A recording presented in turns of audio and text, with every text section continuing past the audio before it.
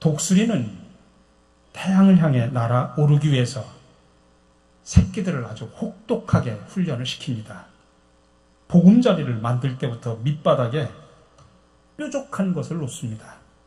그리고 그 위에 깃털을 깔아 아주 포근하게 만듭니다. 알을 까고 부화가 되면 그때부터 본격적인 훈련이 시작이 됩니다.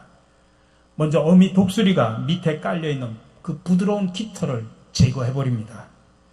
그러면 새끼들은 고통을 견디지 못하고 둥지 밖으로 뛰쳐나옵니다. 어느 정도 힘이 생기면 어미 독수리는 새끼를 물고 하늘 위로 날아갑니다. 그리고 날아가다 갑자기 떨어뜨립니다.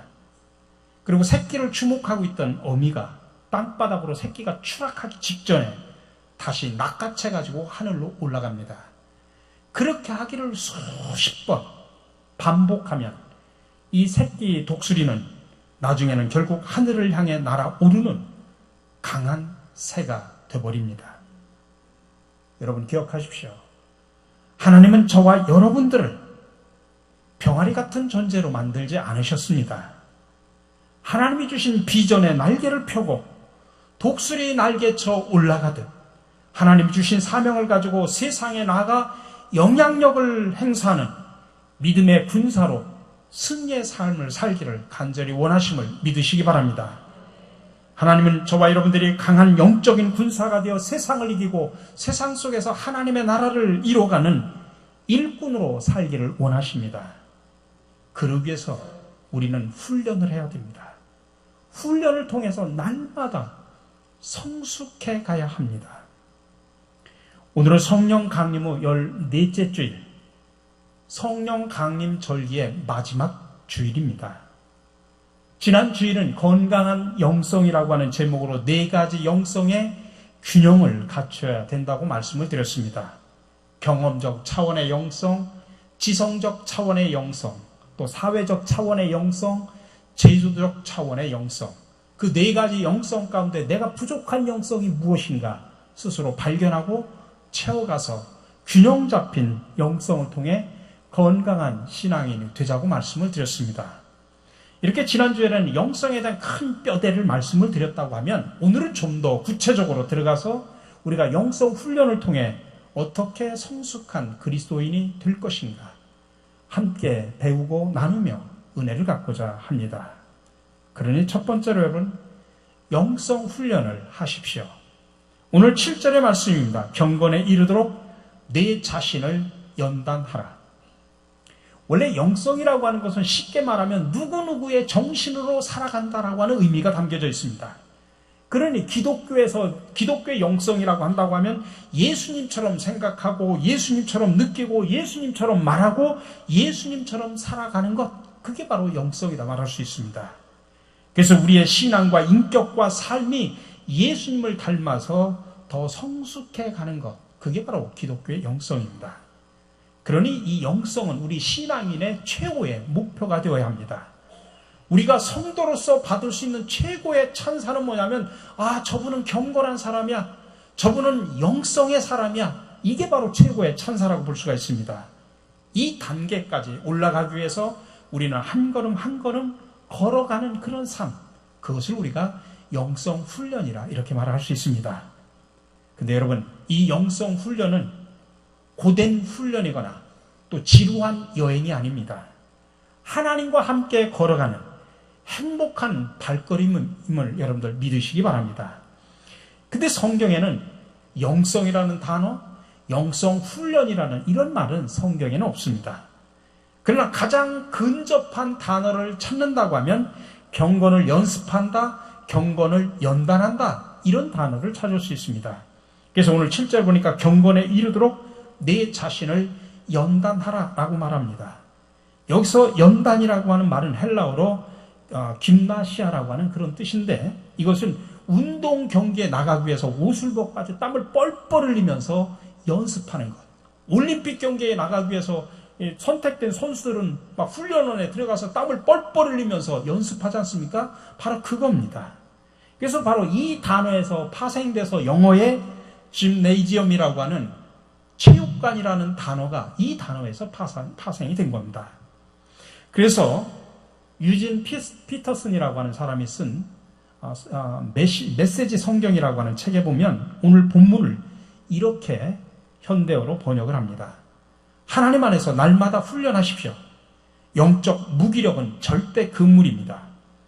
체육관에서 몸을 단련하는 것도 유익하지만 하나님 안에서 훈련받는 삶은 훨씬 유익합니다. 그런 삶은 현재는 물론이고 영원토록 그대를 건강하게 해줄 것입니다. 오늘날 많은 사람들의 관심이 뭡니까? 건강이죠. 미용과 건강에 좋다고 하면 갈 것 없이 다 먹습니다. 지렁이도 잡아먹고 군뱅이도 잡아먹는 그런 사람입니다. 그러니까 얼마나 우스갯소리로 태초에 아담과 하와가 있을 때 아마 태초에 거기 아담과 하와가 한국 사람이었으면 뱀의 유혹에 안 빠질 것이다. 아니 뱀을 잡아먹어버리지 뱀의 유혹에 빠지지 않을 것이다 라고 할 정도로 한국 사람들은 건강에 좋다면 안 가리고 다 먹습니다. 그래서 건강식의 호황을 누리고 스포츠 센터들이 우죽순처럼 생겨납니다. 좋은 일이죠. 우리가 육체를 훈련시켜서 건강하게 만들어서 건강하게 살아가는 것 얼마나 좋습니까? 그러나 오늘 사도 바울은 성도들은 그 차원에서 멈춰서는 안 되고 그 육체적인 훈련보다도 더 중요한 경건에 이르는 연단, 다시 말하면 영성 훈련을 해야 된다라고 지금 강조하는 것입니다. 왜 영성 훈련이 필요할까요? 흔히 많은 사람들은 교회를 두 가지 비유적인 모습으로 표현을 합니다. 하나는 병원 같은 교회가 있고 하나는 훈련소 같은 교회가 있다고 하는 것입니다. 자, 병원과 같은 교회, 훈련소와 같은 교회. 우리 교회는 그럼 이 두 가지 비유적인 모습 속에서 어느 부류에 속하는지 한번 판단을 해보십시오. 물론 교회는 환자들이 모인 공동체입니다. 죄인들이 모인 공동체입니다. 세상에서 병들고 상처받고 상한 심령들이 모인 공동체. 그러니까 종합병원이나 마찬가지입니다. 육체적으로 질병에 빠져있고 정신적으로 영적으로 질병에 빠진 수많은 사람들이 모인 공동체가 교회 공동체입니다. 그래서 교회를 병원과 같은 교회다라고 그렇게 표현하기도 합니다. 근데 교회가 죄인들과 환자들이 모여서 치료를 받고 회복만 하고 기쁨과 감격에만 도취되어 있다고 하면 그 교회는 건강한 교회가 아닙니다. 물론 병든 자가 1차적으로 병원에 가서 치료를 받고 회복되는 것이 1차적인 목표죠. 그러나 병원에 입원해서 치료를 받고 회복이 됐다고 하면 퇴원을 해야 됩니다. 그리고 이제 각자 삶의 자리로 돌아가서 주어진 일을 감당을 해야 되죠. 근데 내가 치료를 받고 회복이 됐는데도 옛날 아픈 생각만 하고서 계속 병원에만 머물러 있고 퇴원하지 않고 있다고 하면 그건 문제가 있는 사람입니다. 그래서 교회라고 하는 것은 병원과 같은 존재지만은 계속 병원에 있어서는 안 된다는 이야기입니다. 의사가 당신의 병은 치유됐습니다라고 선언하면 환자는 퇴원해야 되는 겁니다. 삶의 자리로 돌아가야 되는 겁니다. 그러니 그리스도인의 목표는 치유받고 회복돼서 병원에 머무는 것이 아닙니다. 우리가 말씀으로 양육받고 훈련을 받아서 예수 그리스도의 좋은 일꾼이 되는 것입니다. 그래서 세상에 나가서 믿음으로 이길 수 있는 강한 군사가 되어야 하는 것입니다. 그러기 위해서 훈련을 받아야 되는 겁니다. 그래서 교회는 훈련소가 되어야 되는 것입니다. 말씀으로, 기도로 훈련받아서 강한 군사가 되어서 세상에 나가서 승리하는 삶을 사는 것. 이게 바로 훈련소 같은 교회입니다.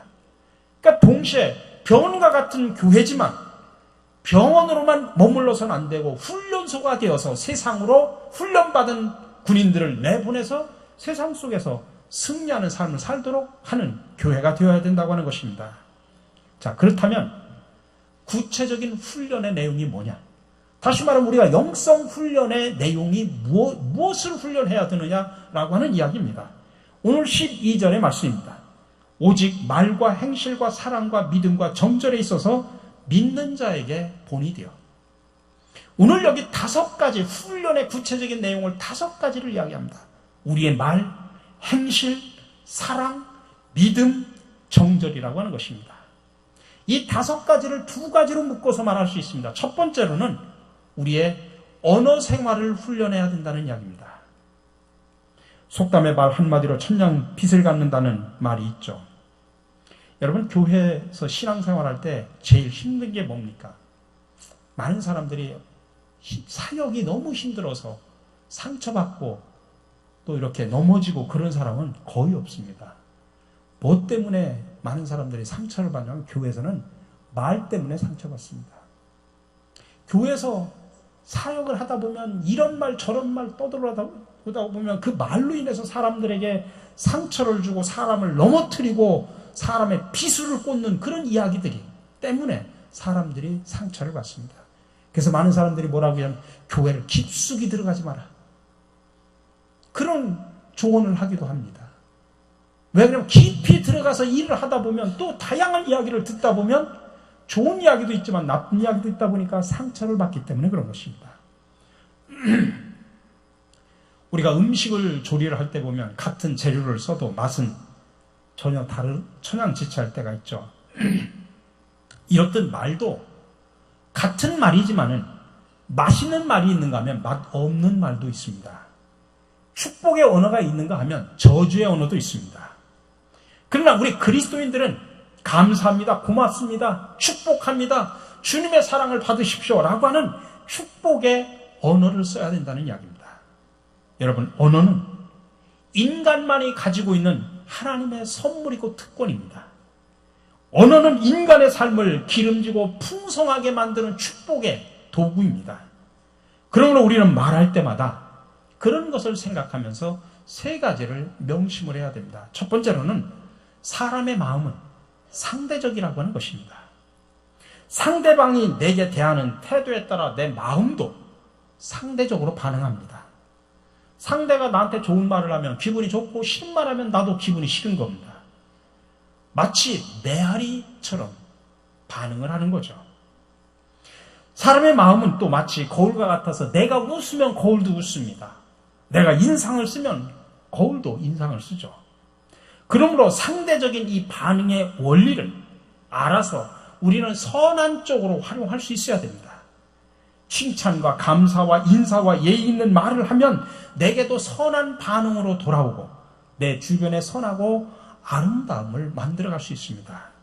두 번째로는 우리 그리스도인들은 세상과 구별된 사람이라는 것을 기억하셔야 됩니다. 그렇기 때문에 언어 습관도 달라야 됩니다. 여러분, 세상 사람들이 막 나간다고 해서 우리까지도 막 나가야 됩니까? 아닙니다. 성경은 인간관계에 있어서 언어 사용에 대해서 분명한 선을 그어서 이야기합니다. 누가복음 6장 28절에 예수님의 말씀입니다. 너희를 저주하는 자를 위하여 축복하며 너희를 모욕하는 자를 위하여 기도하라.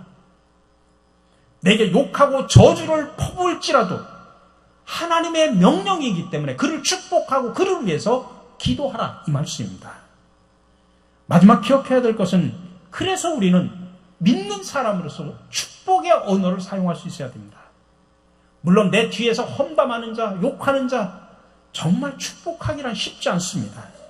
그러나 하나님의 명령에게 우리는 순종하는 것입니다. 창세기 12장 3절에 보니까 하나님께서 아브라함에게 주신 말씀입니다. 너를 축복하는 자에게는 내가 복을 내리고 너를 저주하는 자에게는 내가 저주한다고 말씀하셨습니다. 여러분, 우리 말에는 권세가 있습니다. 그래서 일반 사람들도 말이 씨가 된다고 이야기하지 않습니까? 그러니까 우리 말 속에는 권세가 있기 때문에 믿음으로써 저주는 묶어버리고 축복은 풀어야 됩니다. 축복의 언어가 내 입에 붙어 있으면 여러분, 그 사람에게도 복이지만 나에게도 복이 임함을 믿으시기 바랍니다. 그러므로 영성훈련의 첫 번째는 언어를 축복의 언어로 바꾸는 훈련을 하셔야 됩니다. 여러분, 한번 훈련해 봅시다. 옆 사람과 앞뒤 사람하고 인사합시다. 사랑합니다. 감사합니다. 축복합니다.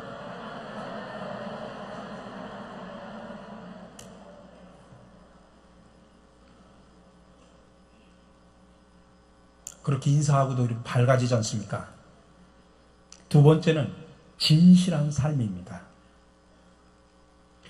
오늘 이 뒤에 나오는 네 가지, 행실과 사랑과 믿음과 성실함, 이것은 한마디로 묶어서 진실한 삶을 살라는 이야기입니다. 우리가 그리스도인으로서 영성훈련이라는 것은 우리가 진실하게 살아가는 걸 말하는 겁니다. 여러분, 유명한 아시시의 성자 프란시스를 아십니까? 이분이 어느 날 제자들을 데리고 어떤 마을을 지나가게 됐습니다. 그러니까 지나가다가 이분이 제자들에게 말합니다. 자, 우리가 오늘 이 마을을 들어가서 이 마을 사람들에게 우리가 위대한 설교를 하자. 그러자 제자들은 호기심에 우리 스승께서 어떤 위대한 설교를 할까 기대하면서 함께 그 마을을 들어갔습니다. 근데 그 마을을 들어가서 지나가고 밖에 나올 때까지 스승은 한마디도 하지 않는 겁니다. 위대한 설교를 하자고 해놓고서 그 마을을 빠져나올 때까지 한마디도 하지 않는 겁니다. 그래서 제자들이 스승에게 묻습니다. 아니, 위대한 설교를 하자고 말씀하시고 왜 한마디도 하시지 않습니까? 그러자 프란시스가 이렇게 말합니다. 아니다. 우리는 이미 위대한 설교를 했다. 우리가 이 마을을 지나가고 있을 때 사람들은 우리들의 행동을 지켜봤다. 그때 우리의 얼굴과 우리의 눈짓이 설교를 했고 우리의 몸과 거리가 모두가 다 설교였다라고 이야기를 했답니다. 다시 말하면 우리의 삶 자체가 설교라는 이야기죠. 초대교회 시절 역사학자 플리디우스라는 사람은 그리스도인들을 아주 자세하게 관찰을 하고 황제에게 보고한 보고서에 이런 내용이 실려 있었습니다. 그리스도인들은 결코 음란하지 않습니다. 그리스도인들은 도둑질하는 법도 없습니다. 그리스도인들은 약속을 어기지도 않습니다. 그리스도인들은 모두 부채 문제에 대해서도 절대로 깨끗합니다. 이것이 초대교회 당시 교회 밖에서 본 그리스도인의 모습을 역사학자가 써가지고 황제에게 보고한 내용입니다. 여러분, 이 한 역사학자의 보고서를 읽으면서 오늘 이 시대의 교회와 성도들은 그렇지 못하고 있다는 아픔이 못내 우리를 슬프게 합니다. 그러니 여러분, 차원 높은 영성, 차원 높은 윤리가 더욱더 그리운 시대에 지금 우리는 살아가고 있습니다. 그래서 풍성한 영성 훈련이 더욱 목마르게 그리워지는 것입니다. 마지막으로 우리는 성숙해가는 그런 모습을 우리는 드러낼 수 있어야 됩니다.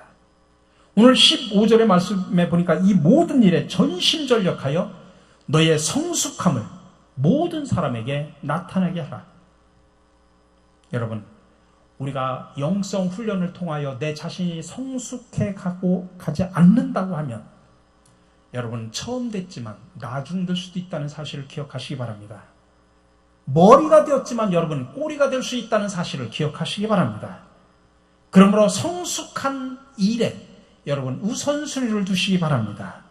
하나님 나라에 여러분 집중하시기 바랍니다. 하나님께서 디자인하신 내 삶의 목적을 그럴 때 우리는 멋있게 감당할 수 있게 됩니다. 저는 여러분들에게 성숙한 영성을 위해서 다 몇 가지를 꼭 기억하라고 말씀을 드립니다. 첫 번째로 영성 훈련의 목표는 예수님의 성품을 닮아가는 겁니다. 우리가 왜 신앙생활합니까? 오늘 여러분들 왜 이 자리에 나오셨습니까? 다른 게 아닙니다. 제가 가만히 보면 참 보면은 교회는 두 종류의 사람들이 있어요. 하나는 교인입니다. 교인. 여기에도 교인이 얼마나 있는지 모르겠습니다. 교인은 교회만 왔다 갔다 하는 사람입니다. 교회만 왔다 갔다 하는 사람이 교인입니다. 진정으로 그리스도인이 있습니다. 예수 그리스도의 성품을 닮아가려고 노력하고 영성훈련을 통해서 끊임없이 닮아가려고 하는 사람이 바로 그리스도인입니다. 자, 그렇다면 여러분은 교인입니까? 그리스도인입니까? 부디 바라기는 모두가 그리스도인으로 바뀌기를 간절히 바랍니다. 저는 어제도 밤늦게까지 지금 문제가 있는 그 교회에 가서 양쪽 당사자들을 만나고 정말 긴 시간 그들하고 이야기를 했습니다. 제가 그분들에게 정말 진솔하게 이런 이야기를 부탁을 드렸습니다. 자, 우리는 예수 믿는 사람들입니다. 자, 이 갈등과 이 문제 앞에서 모두가 마음이 아프고 힘들고 어렵지만 우리는 예수 믿는 사람들이니까 세상적인 방법이 아니라 예수 믿는 사람답게 예수 믿는 사람답게 우리가 한번 생각을 해보고 그렇게 한번 실천해보면 안 되겠습니까? 하면서 간곡하게 양쪽에 이야기를 했습니다. 결국 몇 시간 동안 이야기하고 제가 차를 몰고 돌아오면서 제 마음속에 얼마나 자존감을 느꼈냐면은, 교회 안에, 요즘에 많은 한국 교회 안에 예수가 없는 교회가 너무나 많구나. 많은 교인들이 있지만 예수가 없는 교인들이 너무나 많구나라는 걸 제가 뼈저리게 느끼고 왔습니다. 예수가 없었습니다. 오로지 세상 사람들보다도 더 증오하고 더 미워하고 더 갈등하고 더 마음을 열지 않습니다. 한 발짝도 나가질 않습니다. 저는 그 모습을 바라보고 되돌아오면서 제 마음도 그렇게 아픈데 하나님의 마음은 얼마나 아플까. 오늘도 그분들은 예수 이름으로 예배를 드릴 겁니다. 정말 예수가 있는지 정말 저는 묻고 싶어요. 돌아오면서 나는 어떤가? 내 마음속에, 내 삶 속에, 내 인격 속에 예수는 과연 있을까? 내가 목사로서 말씀을 선포하고 예배를 진리하고 목양을 하지만 내 속에 정말 예수가 있을까? 저는 제 자신에게 물어보면서 왔습니다. 오늘 여러분은 어떻습니까? 여러분은 오늘 이 자리에서 거룩하게 예배를 드리고 저 문 밖을 뛰어나가면서 여러분 세상에 나가서 세상 사람들과 똑같이 살고 있지는 않습니까? 세상적인 방법, 세상적인 가치관, 세상적인 그런 자세와 태도를 가지고 살아가고 있지는 않습니까? 세상 속에서 여러분들의 마음속에 예수님이 있습니까? 그러니 오늘날 많은 사람들이 욕을 먹는 겁니다. 근데 사실은 욕을 먹는 것은 교인들 때문에 욕먹는 겁니다. 그리스도인 때문에 욕먹는 것이 아니라 교인들 때문에 욕을 먹는 겁니다. 우리 교회가 500명, 1000명, 2000명, 3만 명 그게 중요한 게 아닙니다.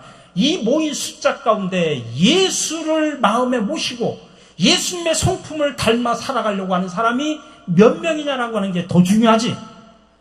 교인 1000명, 2000명 되면 뭐합니까? 그리스도인이 중요합니다. 예수의 성품을 닮아가고 예수의 인격을 닮아가려고 하는 사람이 한 사람이라도 있어도 그게 정말 진실한 것이지. 여러분 스스로에게 물으시기 바랍니다. 저도 어제 밤잠을 못 잤습니다. 정말 내 속에 예수가 있을까? 정말 내 속에 정말 삶 속에서 내가 교회 이 자리에 내려가서 내가 살아갈 때 내 속에 예수가 있을까? 저는 그렇게 질문하면서 밤을 설쳤습니다. 여러분 영성 훈련의 목표는 다른 게 아닙니다. 예수님의 성품을 닮아가는 겁니다. 그래서 우리의 입술과 행동을 통해서 그리스도의 향기를 드러내는 겁니다. 그래서 두 번째로 영성 훈련에서 중요한 것은 믿는 자들에게도 본이 되는 것입니다. 많은 사람들이 이 부분을 소홀하게 여깁니다. 그래서 기도를 많이 하는 사람들이 더 열심히 싸우고 기도를 많이 한다는 사람들이 더 한 번 삐지면 화해할 줄을 몰라요. 기도한다는 사람들이 말과 행동이 달라요. 세 번째로는 그렇기 때문에 우리는 영성 훈련을 해서 가장 기초가 되는 성경을 읽는 일과 또 하는 일에 전념해야 됩니다. 우리는 성경을 읽음으로써 하나님의 뜻을 발견할 수 있고 하나님의 뜻을 알아야 올바른 기도를 할 수 있기 때문에 그렇습니다. 네 번째로는 영성 훈련은 하나님께서 내게 주신 영적 은사를 개발하는 것입니다. 그래서 영성 훈련이 잘 된 사람들은 하나님께서 주신 은사에 따라서 교회를 위해서 헌신하고 바로 공동체를 바르게 세워나갑니다. 그래서 하나님께 영광 돌리고 많은 사람들에게 유익을 주는 겁니다. 마지막으로 기억해야 될 것은 영성 훈련에는 졸업이 없다는 사실을 기억하시기 바랍니다. 세상의 모든 일은 과정이 있고 과정을 마치면 수료증을 줍니다. 그러나 영성 훈련에는 수료증이 없습니다. 물론 제자훈련, 양육훈련, 성경 공부하고 그럼 교회에서 수료증을 줍니다만 그 수료증이 이 사람은 영성훈련을 다 마쳤으므로 더 이상 훈련할 필요가 없습니다. 그런 의미가 아니죠. 영성훈련은 우리 생명 다할 때까지 계속하는 것입니다. 그래서 오늘 말씀 16절에서 내가 내 자신과 가르침을 살펴 이 일을 계속하라고 말하는 것입니다. 중국 선교의 선구자인 허드슨 테일러는 25살 젊은 나이에 중국 땅을 밟아 평생 동안 중국 선교에 헌신을 했습니다. 그런 사람들로부터 당신은 어떻게 일생을 그렇게 선교사로 보낼 수 있었습니까? 그러면서도 행복할 수 있었던 비결이 뭡니까? 그렇게 질문을 받을 때마다 그는 이렇게 대답을 했다고 합니다. 나의 헌신과 행복의 비결은 하루를 어떻게 시작하느냐에 달려 있습니다. 연주자는 음악회가 시작되기 전에 악기를 조율합니다. 음악회가 끝난 뒤에 조율한다면 어리석은 일이죠. 마찬가지로 나는 매일 아침 일찍 일어나면 하나님의 뜻에 나의 생각을 맞추는 일부터 시작합니다. 그러면 하루가 또 일생이 보람되고 행복해지게 마련입니다. 다시 말하면 허드슨 테일러는 매일매일 영성 훈련을 했다 이 말씀입니다. 우리가 잘 아는 스티븐 코비가 쓴 성공하는 사람들의 7가지 습관이 있습니다. 성공하는 사람들의 연구해 보니까 7가지 특징이 있더라 하면서 우리에게 보여준 책이죠. 거기에 마지막으로 뭐라고 이야기를 합니까? 톱날을 날카롭게 하라는 이야기입니다. 그렇습니다. 영성훈련은 다른 게 아닙니다. 톱날을 날카롭게 하는 겁니다. 여러분, 무딘 톱을 가지고도 나무를 썰 수는 있습니다. 그러나 나무 썰기가 얼마나 힘이 듭니까? 몇 배나 힘이 들 겁니다. 그러나 톱날을 날카롭게 갈아보십시오. 나무를 쉽게 자를 수가 있습니다. 나무 자르는 일이 오히려 재밌습니다. 근데 요즘에 많은 사람들이 바쁩니다. 시간이 없습니다. 분주합니다. 무딘 톱을 가지고 계속 살아갑니다. 여러분, 그 무딘 톱으로 여러분의 인생 마무리하시겠습니까? 영성 훈련은 다른 게 아닙니다. 여러분의 톱날을 가는 것입니다.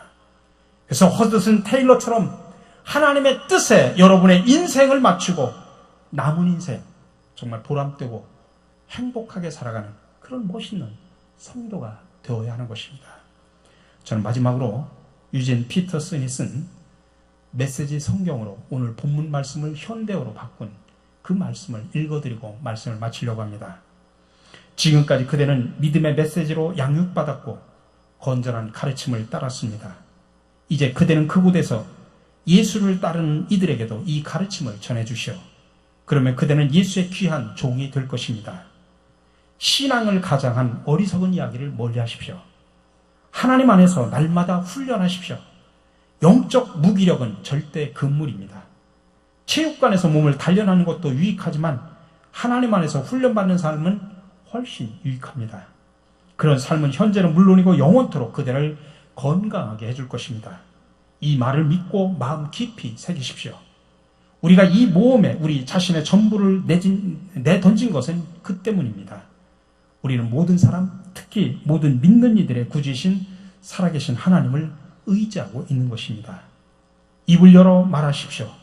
이 모든 것을 가르치십시오. 아무도 그대가 젊다는 것을 이유로 그대를 얕잡아 보지 못하게 하십시오. 그대의 삶으로 가르치십시오. 그대의 말과 행실과 사랑과 믿음과 성실함으로 모든 이들을 가르치십시오. 그대에게 맡겨진 성경을 읽는 일과 권면하는 일과 가르치는 일을 계속하십시오. 교회 지도자들이 그대에게 안수하고 기도하며 맡긴 사역, 그 특별한 은사에 먼지가 쌓이지 않도록 부지런히 사용하십시오. 이 일에 전념하고 집중하십시오. 그러면 성숙해가는 그대의 모습이 사람들 눈에 분명히 드러날 것입니다. 그대의 성품과 그대의 가르침을 잘 살피십시오. 한눈 팔지 마십시오. 끝까지 힘내십시오. 그러면 그대는 물론이고 그대의 말을 듣는 사람들도 구원을 경험하게 될 것입니다. 함께 기도하겠습니다. 사랑해 주님, 무딘 톱날을 가지고 세상에서 힘들게 살아가다가 지쳐 쓰러져 있는 저희들을 부르셔 새롭게 톱날을 갈 수 있는 지혜를 주심을 감사를 드립니다. 날마다 영성 훈련을 통해 주님을 닮아가게 하옵소서. 특별히 우리의 말과 행실과 사랑과 믿음과 성실함으로 모든 사람들의 본이 되게 하옵소서. 우리에게 진정한 영성의 본을 보여주신 예수 그리스도의 이름으로 기도드립니다. 아멘.